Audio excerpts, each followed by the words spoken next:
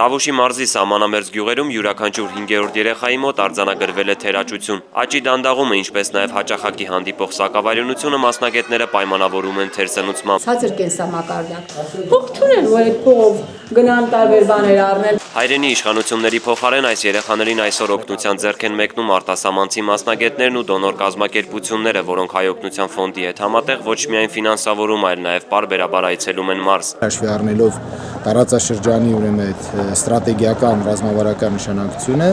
կարիք կար այդ ռիսկերը կանխելու եւ առողջ սերունդ մեծացնելու այդ գրավականը ունենալ, այդ պատճառով ընտրվեց այս մարզը։ Արդեն 1 տարի է Հայ օգնության ֆոնդը սահմանամերձ 7 համայնքի մանկապարտեզներին ապահովում է սնունդով։ Բազմապրոֆիլ ծրագիրը կշարունակվի մինչև 2018 թվականը, սակայն դրական տեղաշարժն արդեն ակնհայտ է։ Ցածր սակավարյունությամբ երեխային տրվելով 1-2 ամիս դեղորայք արդեն ցուցանիշը բարձրացել էր դեպի նորմալ։ Կազմակերպությունը հնարավորության սահմաններում վերազինում է նաև առողջապահական հաստատությունները։ Այդ աջակցությունը խիստ անհրաժեշտ է։ Օրինակ Բերդ քաղաքի բուժ հաստատությունը դեռ արյան հետազոտություն իրականացնելու սեփական սարք չունի։ Շատ ցանկանում ենք մեզ ունենանք մի հատ ջրային բաղնից ու հեմոմետր։